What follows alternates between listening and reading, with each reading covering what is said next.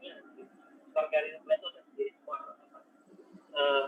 dan rencana setelah kembali ke Indonesia ada pemilihan kampus di Indonesia itu ada skor, jadi semuanya sama semuanya, jadi empat poinnya juga ada yang sama, cuma yang berbeda adalah variasi dari pertanyaannya tadi itu poinnya di situ, jadi semuanya kan punya yang sama, dan yang paling penting adalah ketika kamu bisa meyakinkan tidak meyakinkan karena meskipun kamu bagus di satu interview tapi di dua itu nilainya sedang nanti didiskusikan jadi nantinya itu jelek gitu, jadi itu poinnya itu kadang-kadang kita kan setelah selesai kita diskusi kita akan kita dulu kepada orang yang kira-kira untuk dapat posisi kepada gitu, itu skor yang ini sama atau skornya kan dari sendiri ya, tapi kan nanti kan kita total kumulatif terus dia yang pertama, terus yang kedua kalau terkait pemilihan kampus ini juga sebenarnya saya juga ini gambling ya, ini bingung ya karena dari perspektif ini ya pasti kalau kita ya nggak mau nyari orang yang apa yang sudah lolos di sekolah, kalau cuma sekarang saya nggak mau karena misalnya lolos terus nanti mau nyoba jadi pendidik ya kayaknya ini nggak apa, harus milih ya, harus milih mau ini apa mau yang lain, karena kenapa nanti masalahnya adalah ketika kamu meninggalkan salah satunya harusnya kamu menghilangkan kuota satu orang yang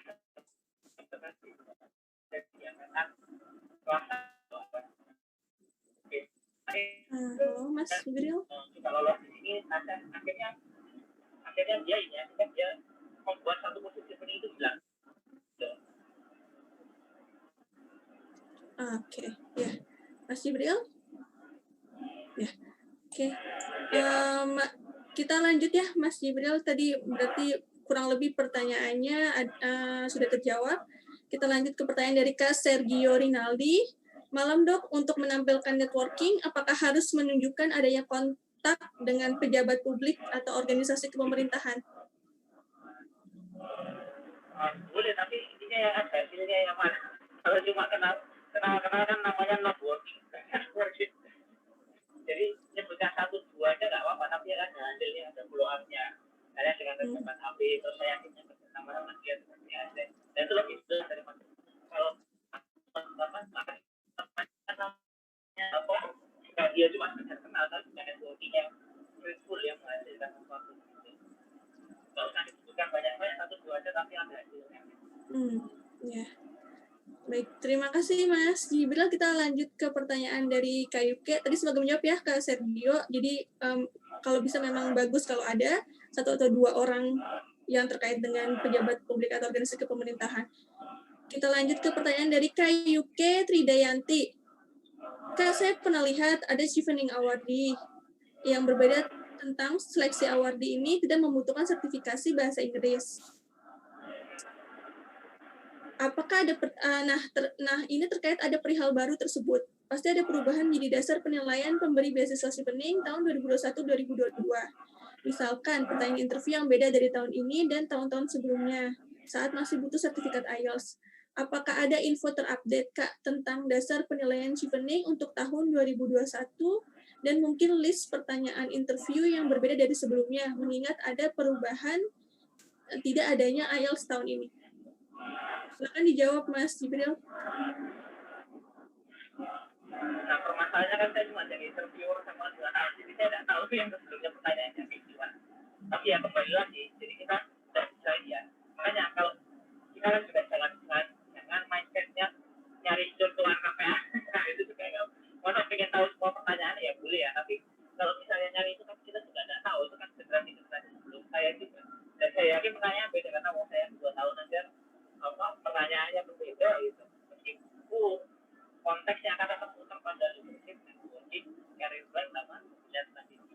Gitu. Jadi lebih perjalanan di 4 itu aja gitu. Daripada menambah pertanyaan, jadi fokus ke sana aja. Pertanyaan sudah fokus ke sana, pertanyaan betul-betul sudah siap. Dan kita tidak ada yang tahu pertanyaan tahun 2001 dan ya, jadi list pertanyaan memang sulit ya, Mas. Sulit, makanya memang nggak dibuat ini, kalau nggak nanti kita kayak kebiasaan di Indonesia nyentuh soal nama. Oke, Terima kasih Mas Jibril. Kita lanjut ke pertanyaan dari Kak Magi Prasetyo. Halo Dr. Jibril, terima kasih atas sharingnya. Saya mau bertanya singkat saja. Kalau misalnya kita membuat suasana interview agar lebih cair dengan membuat jokes atau humor, apakah menjadi good impression? Boleh itu sebenarnya. Justru malah saya yang teringat itu sama temen yang kemana wawancaranya yang masuk. Karena ada tapi juga gini ya, jokesnya harus yang berkualitas dan entry point-nya jangan ngawur.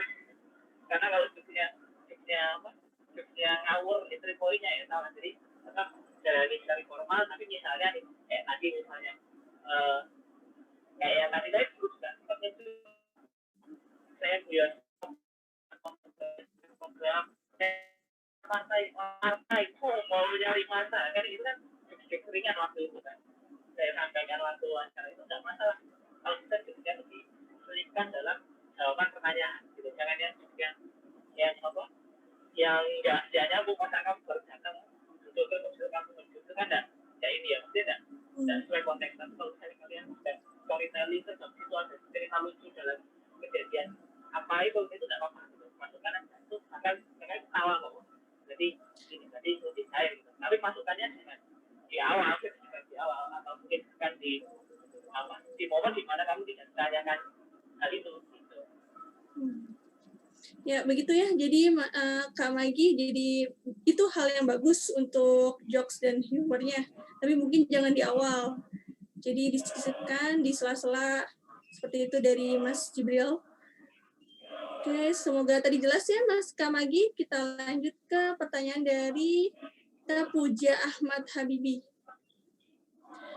Halo Mas, mau tanya, sebaiknya berapa banyak ya pertanyaan yang perlu kita ajukan ketika di akhir wawancara? Dan apakah pertanyaan yang kita ajukan nantinya akan mempengaruhi kelulusan kita?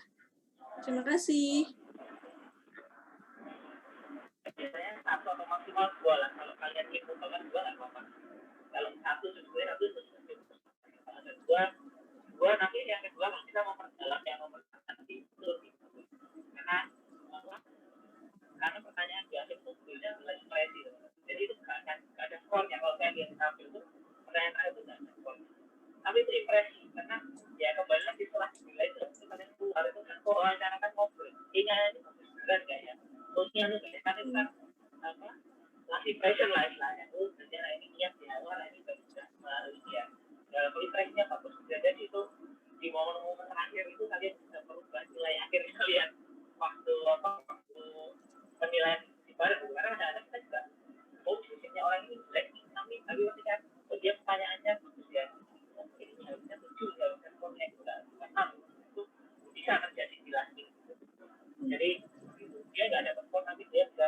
mungkin akan jadi konsiderasi untuk decision making terakhir. Jadi 2 pertanyaan nggak apa-apa ya Mas ditanyakan? Biasanya kan memang biasa itu 1 ya di akhir, biasanya 1 aja gitu. Ini 2 juga apa ya? Tapi yang kalau tidak yang pertanyaan kedua mempertegas atau memperinci jawabannya pertanyaan nomor 1 kalau bisa. Tapi tidak akan mempengaruhi, maksudnya tadi yang seperti Mas bilang, Mas tidak tahu apakah itu akan mempengaruhi atau tidak ya. Jadi mungkin memberikan impresi. Dan mungkin ketika impresi bagus, ketika itu diskusi kamu bisa lebih apa kalau tidak. Iya.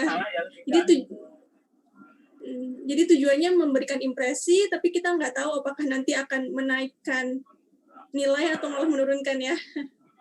Ya, makanya kalau kita pertanyaannya jangan yang efek, jangan yang mungkin ketemu jawabannya itu juga ya. Jadi kamu cuma sekedar pengen tanya buat formalitas, bukan tanya yang benar-benar curiosity gitu.